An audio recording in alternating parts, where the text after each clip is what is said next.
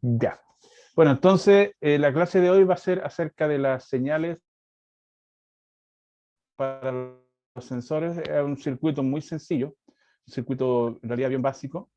Un circuito bien básico, bien sencillo, nada complejo, muy fácil. Y vamos a añadir también el tema del puerto OBD2. Mi cámara la voy a apagar un poco para que no se me ralentice la grabación. Bien, entonces,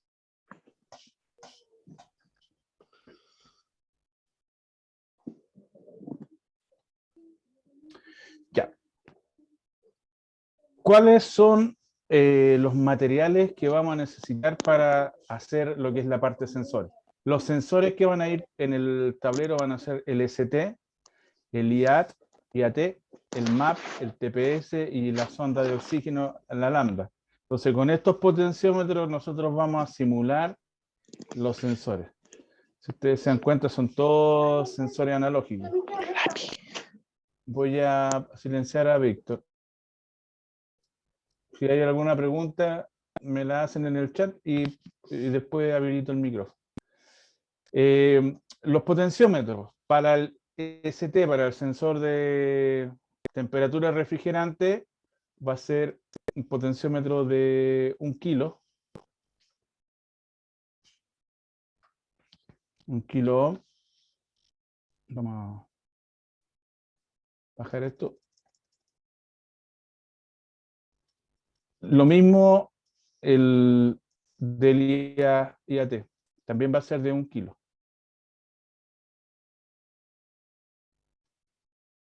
A excepción del MAP, TPS y lambda, que van a ser potenciómetros de 5 kilos.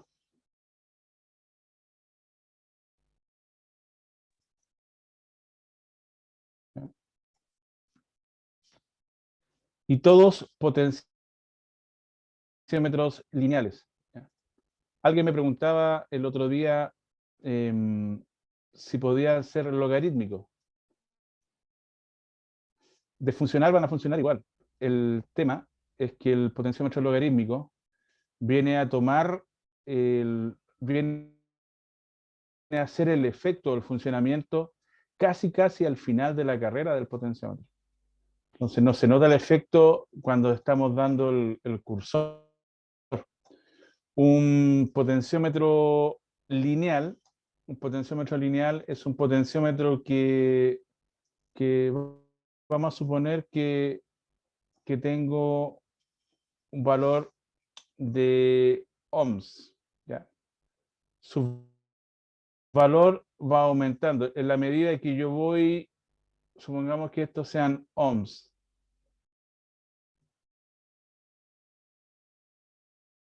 Y vamos a suponer que tenemos desde 0 ohms hasta 10 ohms. Entonces van de 2, 4, 6, 8, 10. Ese es el potenciómetro de 10 ohms, por ejemplo. Voy a dar un ejemplo.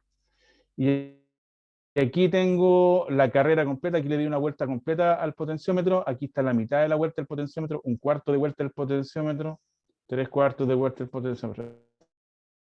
Entonces, ¿qué significa lineal? Que en la medida que yo voy dándole vuelta al potenciómetro, voy girando la perilla, va aumentando proporcionalmente a medida que voy subiendo la perilla. Por ejemplo, aquí puedo tener 2 ohms, si subo hasta la mitad podría tener 5 ohms, si subo a 3/4 la perilla, le doy vuelta a 3/4 la perilla, podría tener 7,5 ohms, y cuando le doy vuelta completa a la perilla, de lado a lado, tengo los 10 ohms. O sea, va subiendo proporcionalmente. La diferencia con un potenciómetro logarítmico es que el potenciómetro logarítmico aumenta, bueno, logarítmicamente. Empieza así, y prácticamente cuando estoy por completar los 3/4 de la vuelta de la rueda, de este caso del potenciómetro, empiezo a aumentar la resistencia. Pero cuando yo aumenté a 1/4, di vuelta a 1/4 del potenciómetro, prácticamente la resistencia no varió. Cuando llegué a la mitad del potenciómetro, la resistencia varía muy poco. Todavía estoy por debajo de 1 ohms. Solamente cuando voy llegando a los 3/4 del potenciómetro es cuando la resistencia aumenta. ¿Dónde se usan este tipo de potenciómetros logarítmicos? Se usan normalmente en el volumen, en los equipos de amplificación se usan porque los seres humanos, nuestro oído escucha de manera logarítmica. Entonces, cuando yo uso un potenciómetro en un amplificador, por ejemplo, se usa un potenciómetro logarítmico porque en la medida que nosotros vamos aumentando el volumen, nuestro oído no nota esta diferencia, esta forma logarítmica no lo nota porque el oído humano escucha de manera logarítmica. Entonces, el potenciómetro que nosotros necesitamos es un potenciómetro lineal. Entonces, cuando lo compren, tienen que pedir un potenciómetro de 1 kilo lineal, ¿ya? O de 5 kilos lineal, no logarítmico. ¿Por qué? Porque si no van a tener que dar vuelta a toda la perilla para recién empezar a darse cuenta del efecto del sensor. ¿Ya? Y no es lo que queremos. No sé si más o menos quedó eso claro la explicación. ¿Ya? Entonces, ¿por qué? Ahí respondo la pregunta de la persona que me preguntaba en la semana si era logarítmico o lineal. Es un potenciómetro, o sea, los 5 potenciómetros en este caso tienen que ser lineales. ¿Ya? En el caso, vamos a poner todos los potenciómetros, todos les vamos a colocar tierra. Vamos a conectar la tierra. Un grosor. Y vamos a conectar todos estos puntos a tierra. Ese punto, ese punto.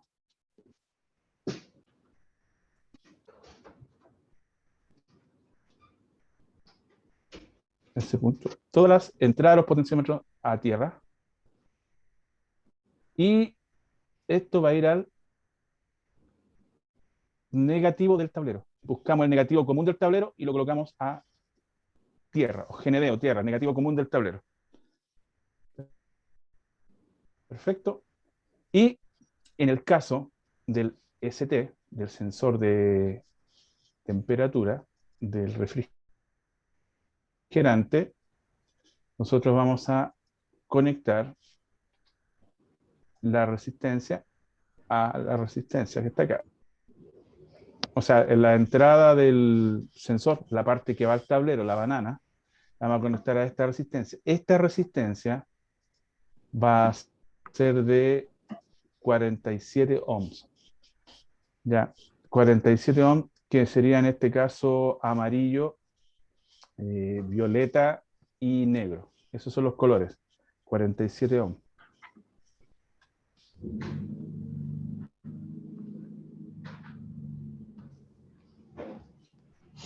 Y lo mismo va a ser para la resistencia del sensor de temperatura del aire. O sea, en el fondo el IAT. La misma resistencia. Ambas de 47 ohms.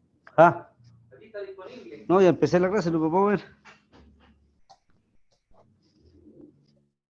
Y luego de aquí, de la resistencia al potenciómetro.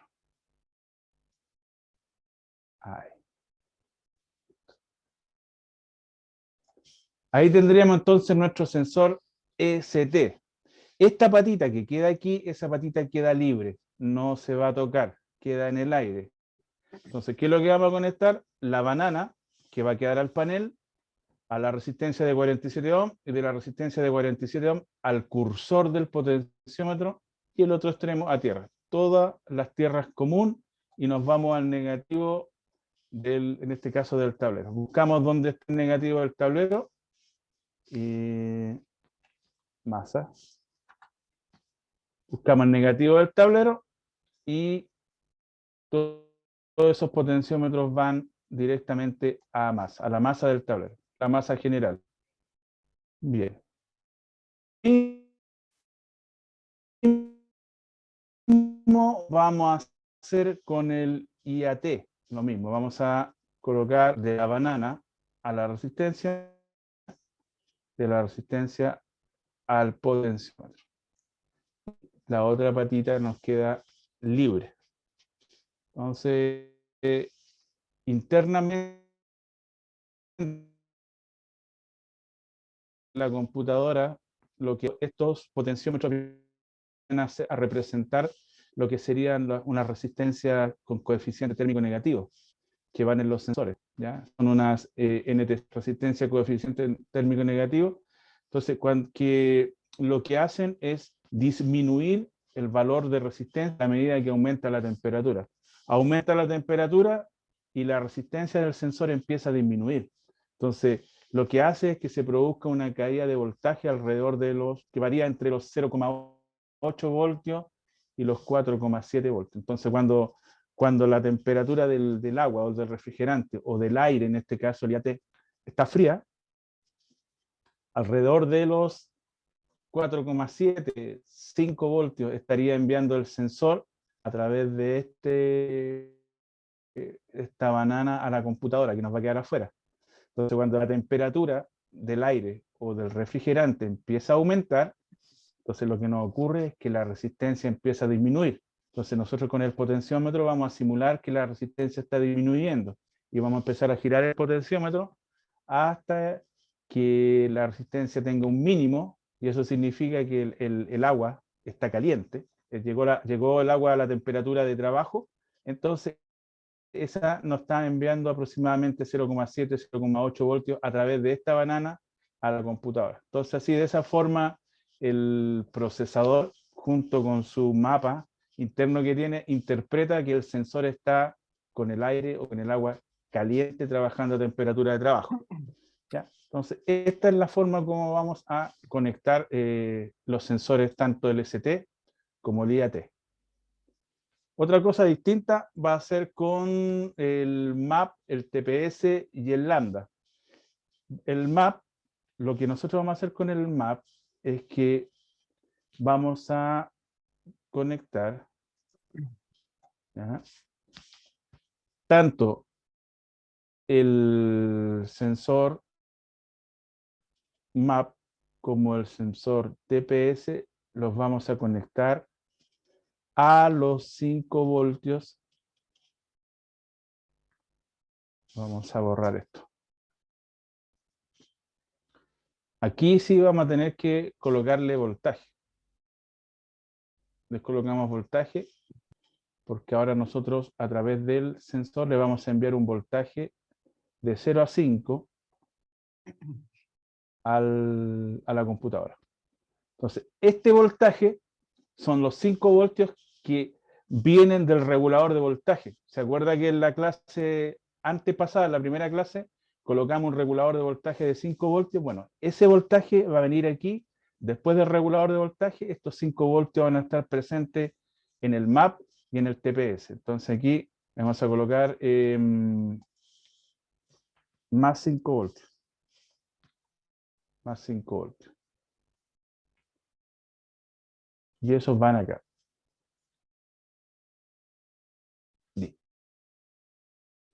Ahí tenemos. Entonces, tanto el MAP como el TPS lo alimentamos con 5 voltios a la patita 3 del potenciómetro, y la patita 2, que el cursor, nos queda libre para poder conectársela directamente a la banana, en este caso al terminal. Lo vamos a hacer con un color verde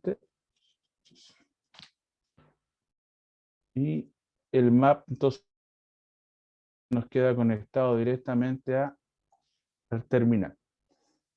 Y el TPS también.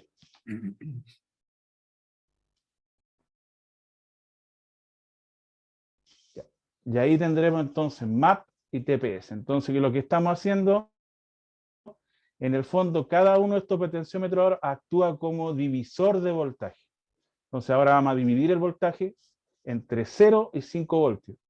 Y ya a través del cursor, ese voltaje nos va a ir directamente hacia la computadora para que la computadora entienda que hay mayor presión en la admisión o no, o el TPS, la resistencia del TPS está variando su voltaje también a través de esta banana. Entonces, así lo vamos a hacer. Lo que nos va a cambiar un poquito ahora va a ser el lambda, la resistencia lambda. el lambda o el sensor de oxígeno la vamos a alimentar primero con 5 voltios. Alimentamos con 5 voltios, tomamos de aquí los 5 voltios y alimentamos la resistencia I. Y esa resistencia la conectamos después acá. ¿Cuál es el valor de esa resistencia? Esa resistencia va a ser de 22 kilos. O sea, va a ser una resistencia de 22 kilos, es decir, rojo, naranja. Vamos a poner aquí 22 kilos.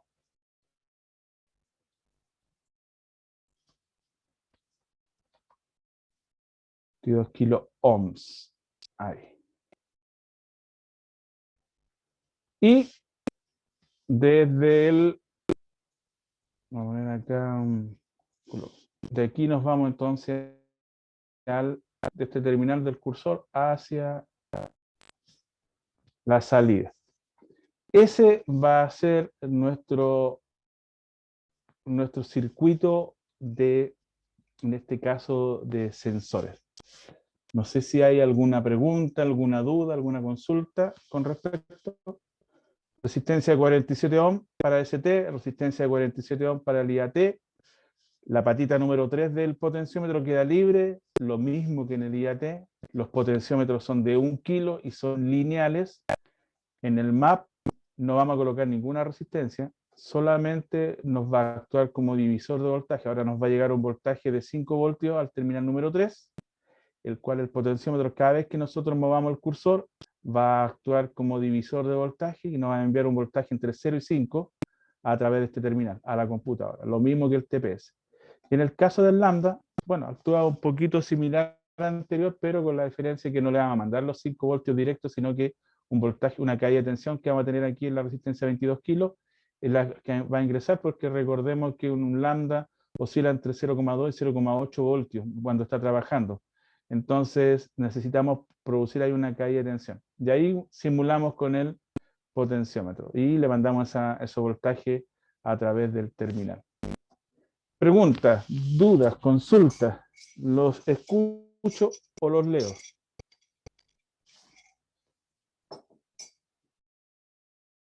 ¿Alguien quiere hablar para habilitarle el micrófono? Profe, una consulta. Ya, dígame. En relación a todos los materiales que se han pedido, y obviamente estamos siguiendo lo que corresponde ahora al tema de los sensores, ¿en qué momento trabajamos con la pantalla? Con la del CKP, la pantalla, sí, el Arduino y el CKP. Exacto, con eso. Ya. ¿En qué momento? Te lo comento, es que tú no habías llegado todavía cuando yo lo planteé. Te lo comento, lo comento de nuevo. La pantalla, el CKP SMP, ese es un curso que yo tengo. Ese curso ya está hecho, ¿ya? Ese curso viene con el archivo, el .ino, donde viene toda la programación de las señales. Vienen 4 videos donde muestra el paso a paso, cómo cargar el archivo, cómo instalar el potenciómetro para ajustar la RPM, dónde conectar las salidas que son inductivas y dónde conectar las que son de efecto Hall. Todo eso está en un curso. Ese curso yo lo compré, yo lo había comentado anteriormente, yo lo compré, así que la 4ª clase no la voy a dictar, sino que yo les voy a subir al grupo de WhatsApp, les voy a subir el enlace para que ustedes carguen el curso. Ahí lo van a descargar completo, van a descargar los videos, van a descargar otros archivos más que hay y van a descargar también el .ino para que hagan la programación, lo carguen. Así que la clase, digamos, formal, como lo estamos haciendo hasta ahora, llegaría hasta aquí. Yo creo que ahora mismo, en un rato más, cuando se termine la clase, voy a subirle el video y también le voy a subir el diagrama y además le voy a subir el enlace de descarga del curso para que ustedes puedan construir el inyector de señales CKP-CMP. No sé si con eso te contesto, Marcelo. Sí, la verdad que había escuchado todo eso. Lo que no había escuchado era que en ese curso iba a estar instalándose el tema del Arduino y de la cámara. Esa parte no la escuché. Ahí, sí, ahí va todo paso a paso. Incluso en WhatsApp no lo voy a eliminar, el grupo va a aporte, o yo de repente tengo alguna información, se las voy compartiendo ahí. ¿Ya? Dice Sheldon, dice, profesor, tengo un circuito de generación de señal de sensor de oxígeno de 0,2 a 1 voltio con un CI en loop. Fantástico. Bueno, si lo quieres compartir, Sheldon, sería fabuloso. A lo mejor es más estable que el lambda este. Aunque yo este lo tengo instalado en mi tablero y me ha funcionado, hasta aquí me ha funcionado bien. Este, el mismo circuito que ustedes están viendo en pantalla. Todos los aportes, muchachos, son bien, son bien recibidos. Entendamos que no existe nadie que lo sepa absolutamente todo. Entonces, eso es lo genial de cuando uno forma comunidad, que uno aprende de todo, y todos aportan y todos aprendemos juntos. Por ejemplo, yo siempre les comento, yo no soy mecánico. Admiro mucho a los colegas que son mecánicos porque están aprendiendo electrónica y son mecánicos, tienen toda una base, entonces tienen mucho más ventaja que yo porque tienen lo mejor de ambos lados, de ambos mundos. Pero yo a mi altura de mi vida ya no sería como complicado. Ahora, aprender mecánica, ahora sí entiendo todos los procesos, sé cómo funcionan, porque para poder entender cómo funcionan los módulos electrónicos, tengo que entender cómo funciona todo el sistema mecánico. Pero yo no he trabajado nunca en mecánica. Mi trabajo siempre ha sido ser electrónico. Entonces, uno aprende, en comunidad uno aprende, porque justamente a veces hay dudas que yo tengo, le pregunto a los colegas que son mecánicos, y son los colegas los que me sacan de las dudas y me enseñan. Y así también, pues cuando ellos tienen duda con algo electrónico, yo les aporto también. Entonces nos aportamos entre todos. Así que, Sheldon, si usted quiere aportar ese circuito, genial. Estaría súper bien, muy bien. Ok, si no hay otra duda, voy a pasar al otro circuito. Muchos me habían planteado la posibilidad de cómo colocar un conector de, ¿cómo se llama? De OBD2. A ver, déjenme buscarlo, lo tengo aquí a mano.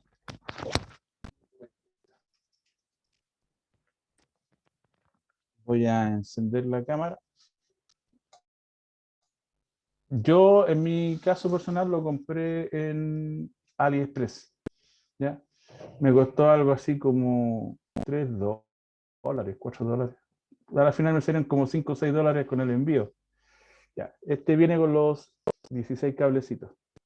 Hay que tener cuidado, sí, con los colores de los cables, porque, por ejemplo, el color negro y el color rojo los trae en el pin 1, pin 2. Entonces no hay que creerse mucho de los colores. ¿Ya? Entonces, este mismo conector lo pueden instalar ustedes a su panel. Entonces, ¿cómo nos quedaría?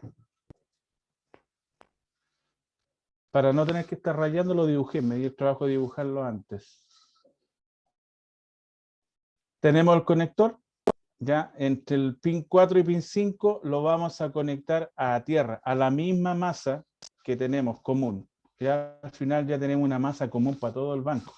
Entonces esa misma masa en común vamos a conectar pin 4, pin 5 y el pin 16 sabemos que es alimentación de 12 voltios, pero yo les sugiero que además del fusible general que tiene el tablero, le coloquen un fusible específico de 1 amper, me faltó escribir aquí 1 amper, de entre 500 y 1 amper, entre 500 miliamperes y 1 amper. ¿Por qué? Porque estamos hablando de señales, o sea, meter un voltaje de repente a través del puerto OBD2 es bastante peligroso. Entonces aquí voy a anotar entre 0,5 a 1 amper, más o menos, este fusible.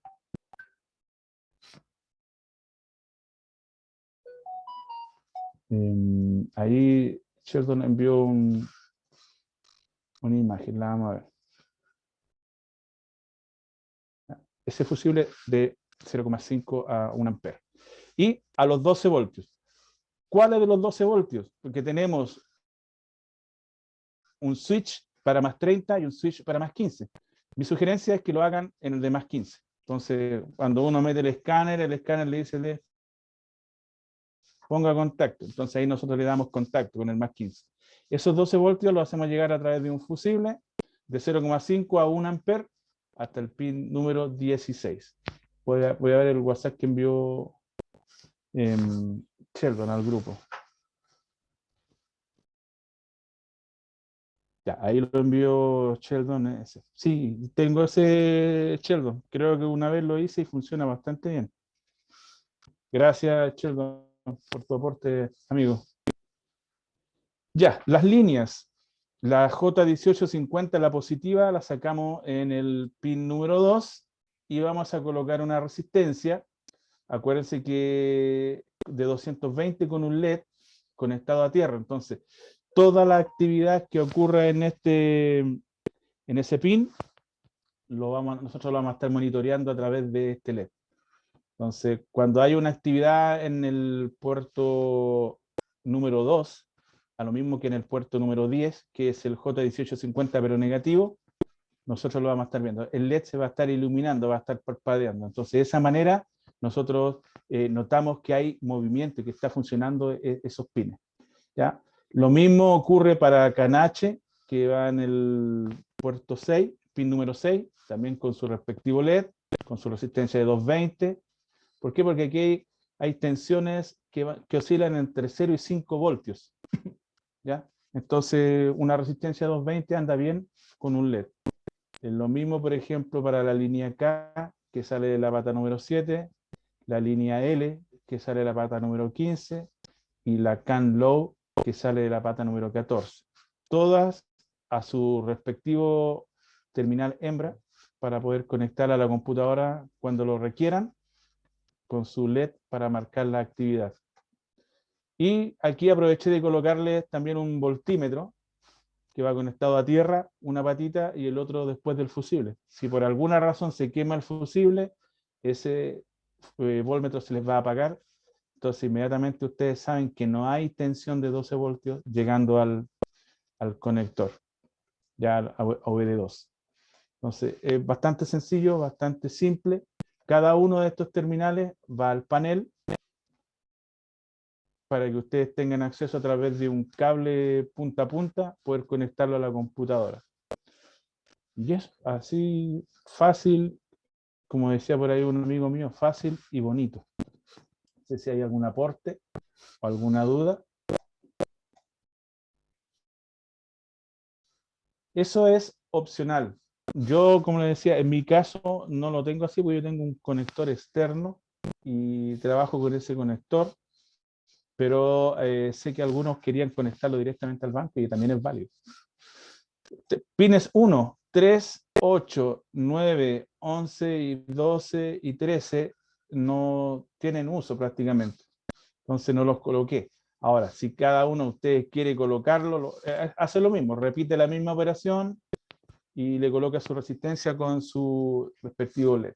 Pero prácticamente el 1 o el 3 no tienen uso.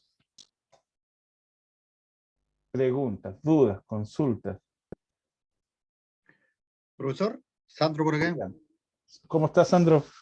Bien, aquí avanzando de a poco, aprendiendo a soldar, ya estoy más perito ya. Qué bueno. Pero me costó un mundo. Pero no, vamos avanzando. Profesor, una consulta, bueno, yo le quería hacer con referente, Bien, Sandro. bueno, aquí hay varios compañeros que trabajan, me imagino que trabajan en vehículos diésel, ¿ya? Mi consulta yo entiendo que, por ejemplo, para los sistemas Denso, Bosch y otro más que se me escapa en este momento, generar el voltaje requerido para poder activar el inyector es más o menos complicado porque estamos hablando 80 sobre 100 volts. ¿Ya? Exactamente. ¿Qué es lo que pasa qué se puede hacer con respecto al sistema Delphi que trabaja exclusivamente con 12 volts, no eleva el voltaje a 80 volts? ¿Se puede hacer algo ahí o no? Con el sensor del Delphi, ¿dices tú, de 12 voltios? No, sí, estoy hablando pero del inyector. porque ese inyector, o generalmente La los última inyectores, parte se me cortó, no te alcancé a escuchar. ok.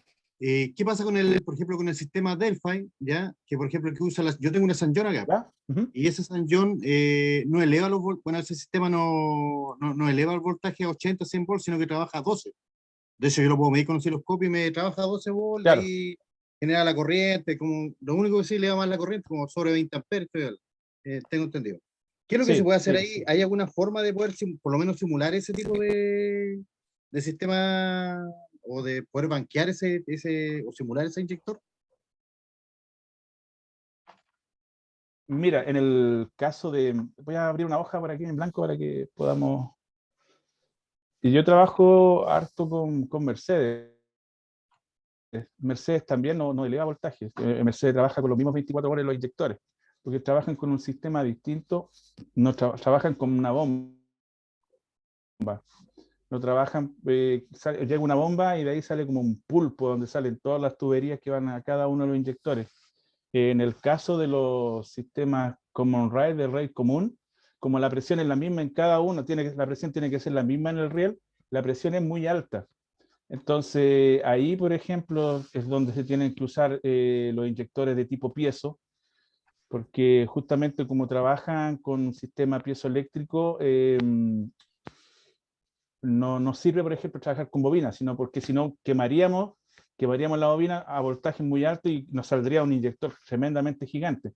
Entonces, con un material piezo, no nos queda un inyector gigante, sino nos queda un inyector de tamaño normal, y el piezo eléctrico, como es un cristal, es un material que es un semiconductor, recibe voltajes altos. Entonces, cada vez que recibe un voltaje alto, el material piezoeléctrico lo que hace, se comprime, hay un movimiento mecánico. Y la gracia que tiene el piezoeléctrico es que si yo le meto corriente, se modifica la forma física del piezo, o al revés. Si yo modifico la forma física, puedo producir corriente. Entonces, el piezoeléctrico trabaja en ambos sentidos. Si yo le meto corriente, se modifica la forma física. Y si yo agarrara una piedra de cuarzo y la muerdo con un alicate, estoy produciendo voltaje. Claro, Entonces, ese fenómeno piezoeléctrico se aprovecha justamente para le metemos los 100 voltios, se modifica la forma física del cristal de cuarzo, dejando una cavidad, un espacio, para que la misma presión levante la aguja y pueda inyectar. Por eso son voltajes altos, porque las presiones claro. son altas también. Entonces, déjenme dibujar algo por aquí. Podríamos nosotros usar el tablero para probar diésel. Sí se podría. En el caso de 12 voltios no habría problemas, se puede probar. En el caso de los que son con alto voltaje, hay que crear un circuito que sea un booster, que eleve el voltaje. Eso se puede hacer afuera. ¿Por qué? Porque en el fondo, eh, para un inyector, voy a ver si, como esto no estaba preparado, lo voy a dibujar en el momento. Así me queda bueno. En el caso del inyector, vamos a ver un inyector ahí. Y por acá. Se me borró el inyector. Ahí está. Es que es blanco. Vamos a ponerlo de color verde. Entonces,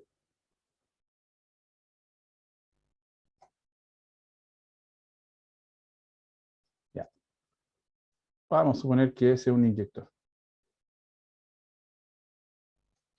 Ok. En el caso de los inyectores cuando son a gasolina, normalmente lo que nosotros usamos es, a un lado le llega el positivo de más 12, y le llega el pulso de masa que viene de la computadora, ¿cierto? La masa internamente tiene un switch, un interruptor conectado a tierra, que en el fondo sabemos que ese switch es un transistor. Entonces, como está alimentado a 12 voltios el inyector, su bobina interna, entonces la computadora lo que hace es switchar o hacer conmutar este transistor, que normalmente es un MOSFET, cerrando el pulso, cerrando la tierra para que haya continuidad y el inyector puede trabajar. Y ahí funciona.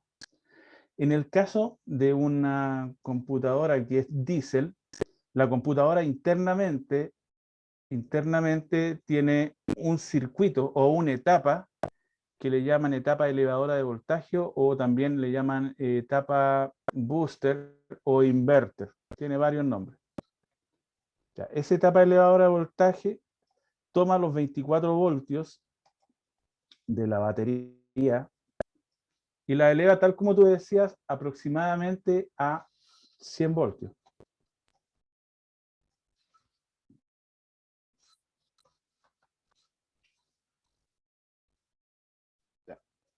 Entonces, el booster se encarga de elevar ese voltaje. Internamente, entonces, como ahora ya este voltaje no es requerido de 12 voltios, sino que es requerido el voltaje del booster, del interno, esto lo haría de la siguiente manera. La computadora genera ese voltaje y lo saca a través de un pin. La misma computadora lo saca a través de un pin rojo. Y viene a través de un pin de un terminal desde la computadora internamente al booster. ¿Ya? Entonces, si yo quisiera crear un circuito para que yo pudiera probar inyectores con el banco de pruebas, las salidas que nosotros tenemos de inyectores, la que hicimos con la tarjeta, nos van a servir igual porque lo que estamos haciendo es switchar una tierra. Lo que habría que construir es un circuito que eleve el voltaje para probar inyectores. Y incluso es más, si yo quisiera probar que la computadora, esta es la computadora, están trabajando las salidas de inyectores, yo no necesito incluso ni siquiera probar con un inyector afuera. Yo lo que necesito es saber si tengo pulsos de salida, si están switchando los relojes, o sea, los relés, si están switchando los relés, y con un voltmetro probar si es que tengo la salida de voltaje. Si yo con un voltmetro pruebo que tengo la salida de voltaje del inverter y con los LED yo veo que tengo switcheo en los terminales, ya probé la computadora. Ya no necesito colocar un inyector. Ahora, si quiero colocarle carga con un inyector de verdad, habría que primero medir la resistencia del inyector, saber cuáles son los valores, para no ir a quemar el relé que tiene internamente la tarjeta que colocamos del Arduino. ¿Me entiendes? Pero si yo quisiera probar, quiero probar una computadora diésel, quiero saber si tengo salida de inyectores, no necesito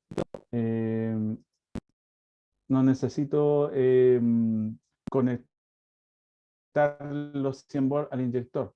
Lo que necesito es colocar mi LED o el banco que tenemos, el que hicimos. Conectamos nuestro LED. No sé si me va siguiendo. Colocamos nuestro LED con nuestra resistencia o el banco que tenemos. Esto está a positivo, a los 12 voltios. Da lo mismo, porque nosotros vamos a revisar solamente el switch. Ahí tenemos el LED y probamos. Profe, a 12 voltios da lo mismo, porque yo voy a alimentar la computadora acá a 24 voltios.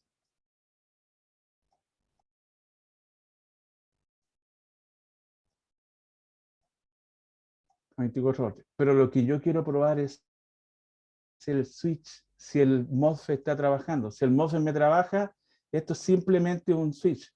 O puedo colocarlo aquí a 24 voltios, ya lo dejamos a 24. Y pruebo con el banco. Con el banco yo puedo probar las salidas de inyectores sin necesidad de tener que agregar los 100 voltios del inverter.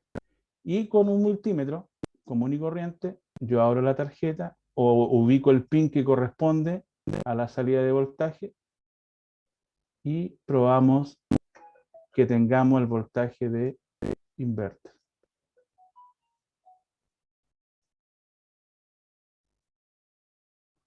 Y así podríamos trabajar. Lo que hay que crear es esto, para poder hacer un banco en el cual, si quisiéramos agregar carga, una carga con un inyector real, pudiésemos nosotros simularlo. Pero así como está el banco, podemos probar computadoras diésel, y yo lo he probado, pero no tengo el inverter, sino que simplemente lo que hago es probar que los MOSFET estén switchando. ¿Cómo? A través simplemente de una resistencia con un LED o a través del banco que tengo. Si yo me doy cuenta que los transistores están switchando, bueno, ya sé entonces que la computadora está entregando pulsos de inyección. Y de paso aprovecho de medir también en los condensadores, en los capacitores de voltaje alto, si me está entregando el voltaje. Con esas dos pruebas ya ratifico que tengo la computadora trabajando y que está inyectando. No sé si hay alguna pregunta o quedó más o menos claro o quedó más enredado. Marcelo, tú me estabas preguntando, ¿cierto? ¿O Sandro? ¿Quién es el que me preguntó? No, Sandro. Sí, Sandro. profe, le entiendo, o sea, nosotros podríamos probar, pero claro, efectivamente si es que está efectuando si está mandando Si el está pulso switchando. claro, se está switchando, claro. Pero Claro. al yo querer conectar el inyector, obviamente ahí no podría porque no llego a los 100 volt y todo el cuento. Pero Claro, lo que pasa es que al probar el detector, mira, perdona, te escucho, te interrumpí. Dale más, te escucho. claro, pero lo que decía yo era poder conectarle, como le digo, entiendo el tema para los otros dos sistemas, pero el sistema Delphi, como le digo, no necesita los 100 volt para activarse, lo que sí necesita es o sea, No, si yo quisiera conectarle un inyector Delphi, obviamente, no cualquiera. claro. Yo entiendo ahí que yo puedo trabajar con 12 volt, pero tendría problemas para poder activar el inyector si lo quisiera Trabajas conectar. con el tablero tal y como estamos. Trabajas Claro, con el tablero tal y como está. claro, pero tendría problemas para generar la corriente que requiere abrir el inyector. Por la Ahí tendría corriente. problemas. Claro, Claro. porque más o menos trabaja como a 20 amperes, más o menos el pique de corriente. Ahora Sí, pues, ese, claro, sobre 20 amperes. Ahora, yo le puedo colocar porque yo he visto en AliExpress que hay fuentes conmutadas de 12 bolas y que pueden llegar, obviamente, llegan a 17, yo he visto lo que llegan a 17 bolas. ¿Se puede hacer algo así con eso, no? ¿O es muy exactamente, sí se puede. Se puede. Y como son conmutadas, son tarjetas chiquititas. claro, y son baratas. Y son baratas, por supuesto que sí. Claro. Por ejemplo, la computadora, las PLD, como trabaja con 24 volt, yo las pruebo directamente con el tablero porque además los pulsos que entrega la PLD no son de tierra, son de positivo. Entrega 24 voltios aquí. Aquí entrega pulsos positivos de 24 voltios. Entonces, ahí yo tuve que hacer una adaptación, ¿ya? Para sacar una tarjeta, la misma tarjeta que usamos nosotros, pero en lugar de meter pulsos, en vez de activarla con pulsos negativos, se activa con pulsos positivos. Y lo que hice acá fue, en este caso las PLD, te entregan 24 voltios acá, te entregan 24 voltios, pero alimentan dos bancos distintos de inyectores, como son 6 inyectores, te entrega 24 voltios para 3 inyectores, o sea, el banco 1, y los mismos 24 voltios después para los otros 3 inyectores. Pero esos pulsos que entrega acá son negativos. Entonces, ahora, el switch acá, el switch es positivo. Alimenta el sensor, o sea, perdón, alimenta el inyector y retorna a la computadora a través del banco que es negativo. Tiene doble pulsación. Entrega pulsos de tierra y también entrega pulsos positivos que van sincronizados, en el caso de las PLD. Es cosa de ir conociendo los sistemas. Por ejemplo, yo no me conozco todos los sistemas, tengo que ser bien honesto. Entonces, normalmente voy conociendo el sistema que a mí me interesa y voy adaptando mi banco. Por eso le decía yo, el banco, esto es lo básico, y el banco ustedes lo adaptan como ustedes quieran aquí para adelante. En el caso tuyo, por ejemplo, como dices que trabajas con 12 voltios, pero con una corriente mayor, se puede hacer, pero sí habría que modificar la tarjeta de switch para que trabaje con una corriente mayor. 12 voltios, pero con más corriente. O sea, Okay, la fuente me refiero, la fuente, no la tarjeta. La fuente que trabaje con los mismos 12 voltios, pero que sea capaz de suministrar la corriente que tú me estás diciendo. Y esas fuentes switching chiquititas son económicas, son muy pequeñitas y te entregan una buena corriente para trabajar. En todo caso, igual lo podemos discutir. Si tienes en algún momento la idea, me lo planteas por interno, lo conversamos y vamos probando. Sí, como dicen por ahí, para nacer, para morir nacemos. ¿Ya? No, profe, sí, ya quedó. No sé si te queda más o menos claro. Sí, profe, sí, sí. Justamente, si tenía justamente No lo esa. tenía medio planeado esto, pero ahí me salieron los monos como pude. ¿Alguna otra duda, chiquillos, muchachos? Profe, una consulta. ¿Cómo les digo? ¿Ah? ¿Alguien iba a preguntar algo? Franklin. Sí, sí, Franklin. profe. Cuénteme, Franklin.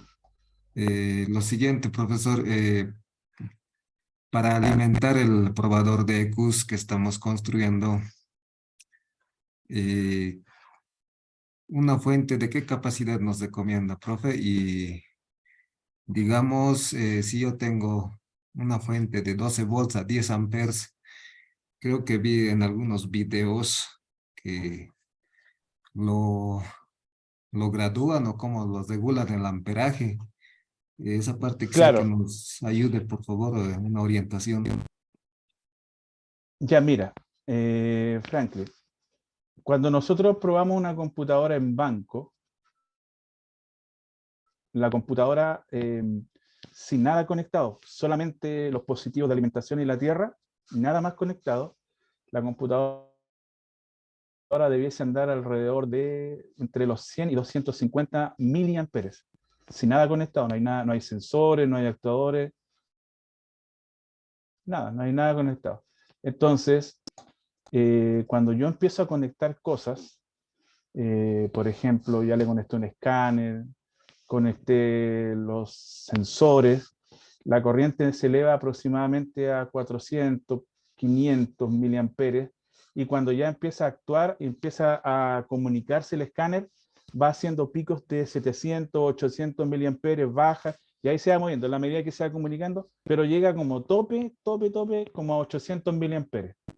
Entonces, una fuente de alimentación de unos 5 amperes estaría más que suficiente. Nunca, si tú ves que una computadora se te excede en banco más de un amper y medio, es porque esa computadora está con problemas y se está calentando. Entonces, nunca vamos a llegar a más de 5 amperes y eso ya es mucho. Entonces, con una fuente de banco de 5 amperes, tú tienes suficiente, pero que venga con la perilla de regulación. Entonces, no le vamos a meter los 5 amperes de golpe a la computadora, sino que nosotros graduamos. Como te digo, una computadora ya en actividad debiera estar trabajando alrededor de los 600, 700 miliamperes máximo. Si se excede de eso, es porque la computadora se puede quemar y puede entrar en problemas. Entonces, si tú te compras una fuente que tenga la perilla de regulación, entonces tú colocas los 12 voltios y colocas la corriente que no exceda el amper. Si por alguna razón hace un pico de 1 amper o más de 1 amper, la fuente se va a autoproteger cortando el suministro de energía hacia la computadora. Entonces, bueno, con una fuente de 30 voltios, que sea regulable de 0 a 30 voltios, y con unos 5 amperes, estaríamos bien. No sé si te respondí, Franklin. Sí, está bien, Inge, gracias. Perfecto, no hay problema. Con una fuente así, hoy en día están bien baratas las fuentes de alimentaciones. Hay unas fuentes de alimentaciones chinas que son bastante buenas y son incluso hasta programables. Tú puedes dejar programado, si tú trabajas con diferentes tipos de computadora, puedes dejar programadas las corrientes para una computadora X, para otra computadora y para otra computadora. Si dejas un programa para trabajar con 12 voltios, 1 amper, y otro programa, por ejemplo, para que trabaje con 24 voltios, 1 amper y medio, por decir algo. Y simplemente aprietas una tecla, pum, y ya tiene el programa. Aprietas la otra tecla y ahora ya te trabaja 24 voltios con 1 amper. Y son bastante económicas, valen menos de $100. Cada vez están siendo más competitiva y de mejor calidad las fuentes. Preguntas, dudas.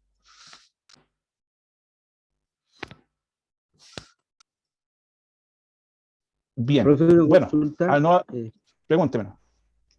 En el banco este que estamos realizando, ¿es posible colocarle un tacómetro o eso lo podemos ver directamente desde la pantalla?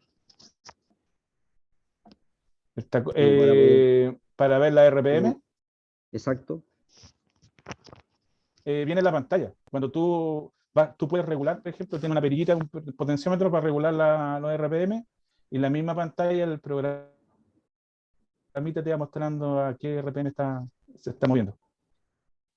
Así que Ah, ya, no hay impecable. ningún problema. La pantallita, podríamos decir que el sketch que crearon viene visualmente tú vas viendo, a la medida que vas modificando, tú vas viendo los RPM.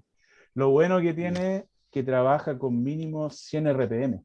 Tiene entre 100 RPM por la parte baja y 5100 RPM por la parte alta.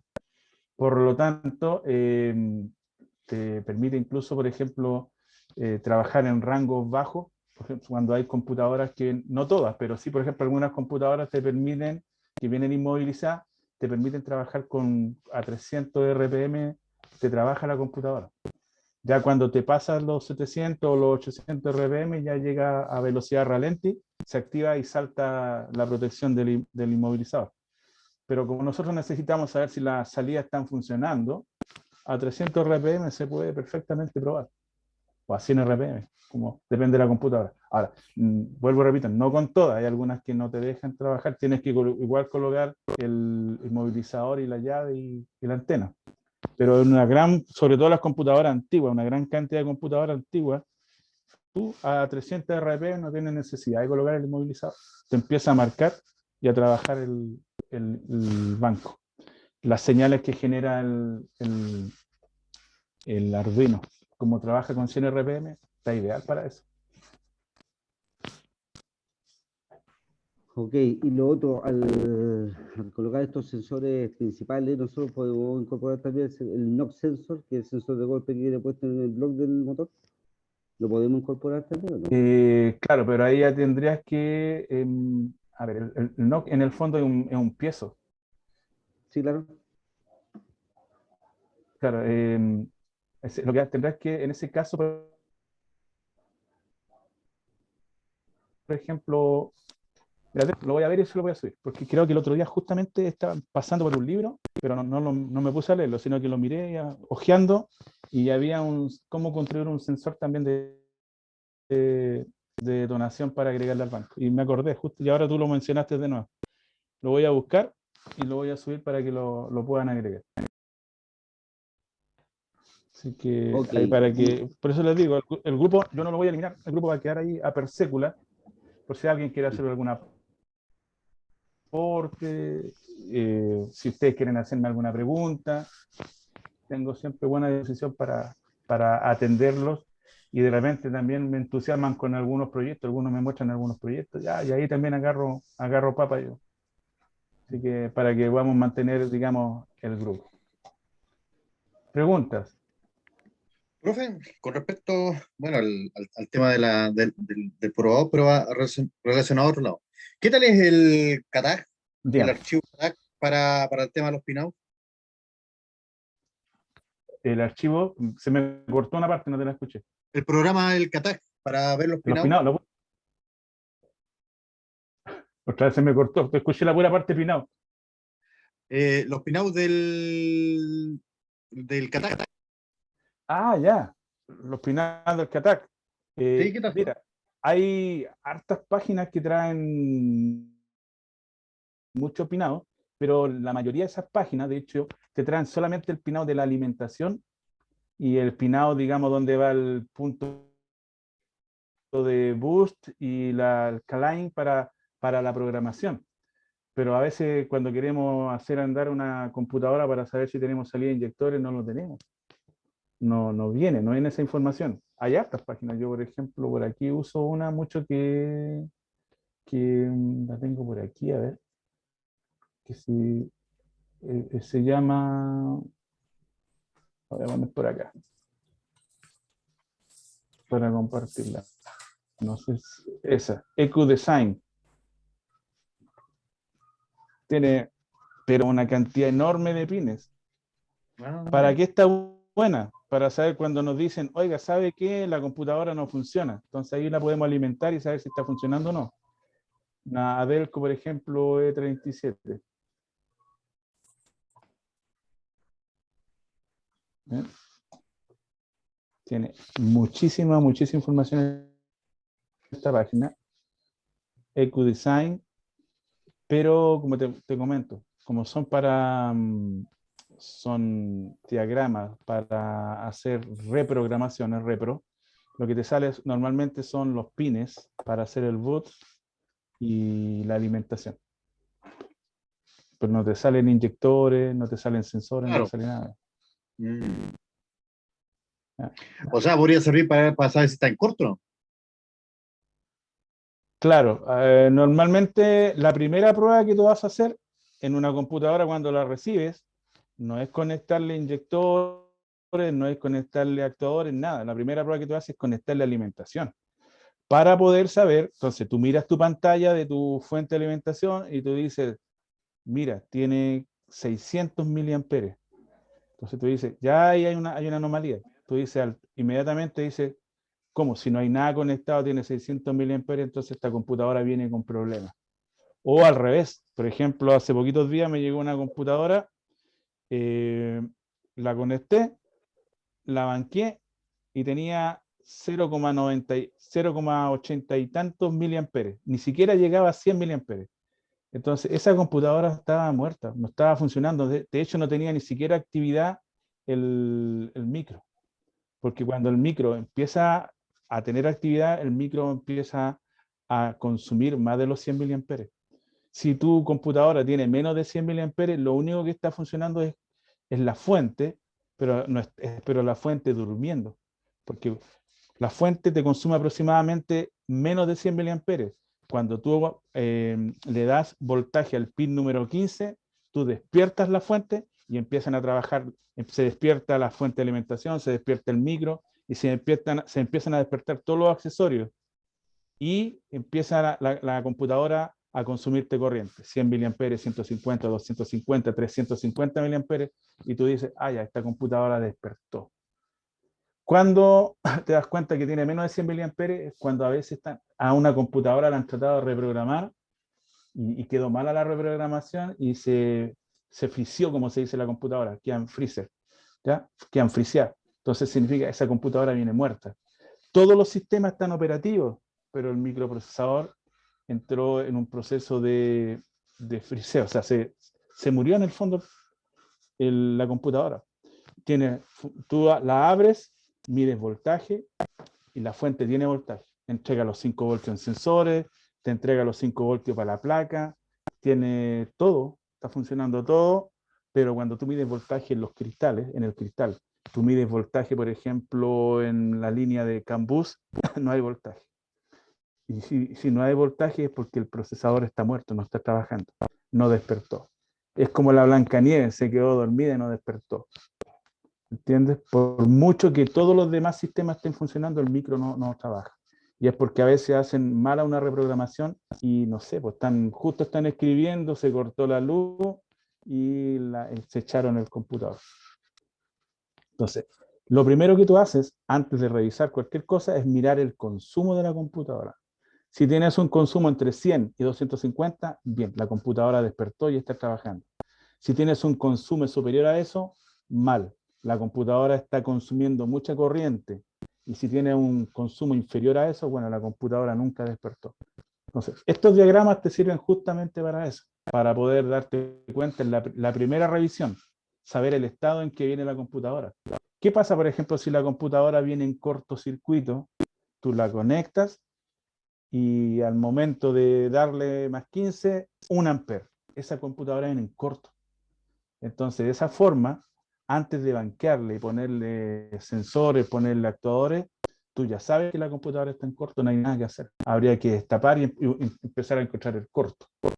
¿Ya? Y el cliente no te puede decir, oiga, no, si la computadora venía funcionando. Mentira, la computadora no venía funcionando si viene en corto. Y tú te das cuenta en el primer diagnóstico, cuando le banqueas la alimentación, sin conectar nada, solamente la alimentación. Y mirando la pantalla de la fuente de alimentación. Ujú. Entonces, ese es el primer diagnóstico, alimentación. Ya una vez que tú ya sabes que está trabajando y la corriente de consumo está bien, está dentro del orden de los 100 a 250, 300 miliamperes, ahora tú le haces las pruebas lógicas que se llaman pruebas externas lógicas, como ver si tiene luz 1000, ver si está funcionando el relé power, saber si está funcionando el relé de la bomba, se prende y luego se apaga. Entonces tú dices, ah, el procesador está reaccionando, está enviando señales lógicas al procesador. Y luego de eso, cuando tú ya tienes señales lógicas externas, están trabajando, por ejemplo, la válvula IAC, ya tú dices, ah, la computadora está comunicándose al exterior. Ahora recién comienzas a hacer las pruebas de inyectores y de sensores, en el caso que necesitas hacer pruebas de sensores. Pero ¿qué pasa? Que hay gente que toma la computadora y la banquea completa. Le pone inyectores, le pone sensores, le pone todo, la conecta completa, le pone hasta el escáner y resulta que la computadora está en corto. Entonces, una hora completa banqueando la computadora va a darse cuenta que está en corto. Mira, te podría haber dado cuenta simplemente poniendo la alimentación en la tierra y conectándola a la fuente. La hiciste cortita. Entonces, banquear una computadora no significa conectarla completa. Si yo tengo problemas de que la computadora no funciona, no necesito conectar todo. Simplemente la conecto a la fuente y sé si está funcionando o no. Si yo tengo un problema con la salida de un inyector, bueno, conecto los inyectores, pero no tengo necesidad de conectar los sensores. Entonces, banquear una computadora no significa banquearla completa. Significa banquear lo que necesito. Ahora, si tengo problemas, no sé, que no me funciona el electroventilador, bueno, conectaré el sensor que corresponde y haré las pruebas. Pero primero, antes que todo, lo primero es revisar el consumo de corriente de la computadora. Si está dentro de los parámetros correctos, procedemos al segundo paso. Y así sucesivamente. ¿Más preguntas, muchachos?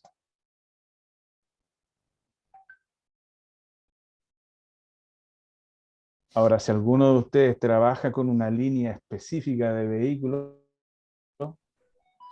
una buena recomendación sería, en lugar de colocarle bananas, hembras, colocarle un conector de B25 y conectar los ramales que más usan. Entonces eso lo hace mucho más rápido a la hora de banquear. Entonces, por ejemplo, Profesor, yo estoy disculpe, adaptando mi banquito ahora. Dígame. Sí, no estaba hablando por eso. cierto. Eh, No, sí, no te eh, preocupes. Estaba. Dale. ya, es que había dejado ahí en el chat una consulta sobre en la etapa de las bobinas que usted mandó el listado. Hay 4 ¿Sí? transistores 2N3906 y 8 resistencias. Sí, sí, sí. Son para las bobinas, ¿Pulsos positivos? cuando son bobinas que trabajan con transistor, o sea, trabajan bien, digo, no tienen transistor, sino que hay que poner un transistor interno para Pero los ahí. vehículos más antiguos, más viejitos. Quería enviarle justamente un diagrama, pero la verdad es que estuve muy, muy movido Ah, esta perfecto. semana y se me olvidó, pero lo tengo pendiente, Ya. ¿cierto? No se Claro me que va a olvidar. Por yo he eso tampoco quiero banqueado. que el grupo eliminarlo. Claro, que yo normalmente, yo no trabajo en esto de los autos, sino que antiguamente trabajaba, estoy más enfocado en mi pega en las primeras, pero Claro, siempre me tocaban justamente ecus antiguas, donde los pulsos hacia las bobinas eran con pulsos positivos. claro. Claro, cuando son, por ejemplo, vehículos antiguos, normalmente no son bobinas transistorizadas, sino ya que hay que enviar un pulso con un poquito más de corriente, que ya salga del banco hacia afuera, hacia la bobina. Claro. Claro, entonces Ah, ahí ya conviene colocarle un transistor al banco para esos casos. Pero como te digo, todo eso va a sí, depender del... Si tu banco es genérico para todo, sería bueno ir agregándole más cositas, más cositas. Por ejemplo, si alguien trabaja una línea de vehículos que ya las bobinas son bobinas transistorizadas, a lo mejor no es necesario, pero sí, lo tengo pendiente, Sherlock. Sí, me acordé justamente hoy día. Pero estoy preparando un curso en vivo en Santiago, que el día 2 de julio estoy preparando el material. He estado toda la semana, digamos, arrendé local, he estado haciendo todo lo que es la parte de gestión del curso, Es que era la duda que tenía. las reparaciones que tengo aquí en la casa, entonces se me fue. Pero Ya, lo tengo pues, quedamos presente a la y está mi espera. compromiso, Sí. lo voy a hacer. Muchas gracias, Sí, profesor. te pido disculpas, No, la está verdad bien. es que se me olvidó. Lo voy a hacer, no te preocupes. Tengo un circuito por ahí, creo que va con un selector. Me permite seleccionar entre un sistema y otro sistema. Ya, profesor, ahí vamos a estar a la Va de espera Sheldon. pendiente. Muchas gracias. Sí. Como les digo, bueno, vuelvo a reiterar nuevamente, la clase número 4, que es la clase que corresponde al armado del generador de señales CKP-SMP, esa clase ya está hecha, no está hecha por mí, sino que está hecha, yo ese curso lo compré, y viene en portugués, pero ese portugués bien entendible. Afortunadamente el portugués y el español son medios parecidos. Entonces, pero la persona que está haciendo el curso está construyendo, al mismo tiempo que está hablando, está construyendo, entonces a veces no es ni necesario escucharlo, uno está mirando cómo lo hace. Son 4 videos, en el primer video enseña cómo bajar el archivo de Arduino, ¿cómo se llama? El programa que maneja Arduino, después cómo cargar el Arduino, también enseña, por ejemplo, hay Arduinos que no son los originales, sino que son los Arduino clon, hay que cargarle un archivito ahí para que pueda trabajar, para que lo reconozca el computador. Todo eso aparece en esos videos. Está todo completo. Y de paso viene ese archivo y otro archivo, que no lo he probado. Los archivos no lo probé. Entonces, se los voy a dejar. Les voy a dejar el enlace en el grupo de WhatsApp. Ahí ustedes lo descargan. Como les dije la primera vez, no lo compartan. Es un curso que me costó bien carito. Y la idea no es que todo el mundo lo tenga. Ustedes hicieron el esfuerzo de pagar este curso y se los voy a compartir a ustedes. Entonces, no lo compartan, es material exclusivo de ustedes. Esta clase, como se está grabando, la voy a dejar nuevamente en el grupo de WhatsApp. Las imágenes también se las dejo y les voy a dejar también el enlace para que ya comiencen a descargar el curso del generador de señales CKP-SMP. El potenciómetro para RPM es de 5 kilos, también lineal, para que no vayan a comprar potenciómetros logarítmicos. Bien, muchachos, veo si no hay más preguntas, lo estaríamos dejando hasta aquí. Yo le agradezco enormemente la confianza una vez más. Quedo a su disposición dentro de lo que yo pueda ayudarles. Crean que lo voy a hacer con mucho gusto. Y nada, pues el grupo va a quedar ahí. Cualquier duda, cualquier consulta en el futuro, tienen toda la libertad de preguntarme, no hay ningún problema. No me enojo, al contrario, me gusta. Es mi vocación. Así que un abrazo a la distancia, les saludo a los que son padres, tienen la dicha de ser papá. Un abrazo. Yo tuve la dicha hace poquito, hace como 2 meses, de ser abuelo, así que tengo mi primera nieta, así que ando súper chocho. Y hoy día me mandó un video, así que estaba recontento en la mañana. Y a los que no tienen su papá, bueno, también. La verdad que los padres nunca mueren. A lo mejor su cuerpo puede ya no estar, pero ellos siempre viven en el corazón de cada uno. Así que un abrazo a la distancia. Bueno, me despido, le agradezco la confianza una vez más. Y para cualquier cosa me tienen ahí en el grupo de WhatsApp, muchachos. Así que un abrazo. Nos estamos viendo. Gracias, profesor. Un abrazo y Vale. felicidades. Profesor, agradecido. No, Gracias, gracias a profe, ustedes. por todo. Gracias por todo. Ahí está por Un tanto. Cualquier gusto. consulta se la voy a hacer ahí. Perfecto. No, sin ningún problema. Denle nomás, pregúnteme nomás. Y les voy a dejar ahora el material. Voy a esperar que termine la plataforma de entregarme el video y se los dejo ahí en la plataforma del WhatsApp junto con los archivos. Y bueno, espero que terminen sus bancos y los campos para poder verlos, cómo va el proceso y cómo los terminaron, y me den permiso para poder hacer algunos videos, subirlos a TikTok, para hacer sus bancos a TikTok, para que la gente que ahí ve mi canal vea que que sí trabajaron y en serio el asunto. Así que un abrazo y nos estamos viendo, muchachos. Hasta una próxima vez.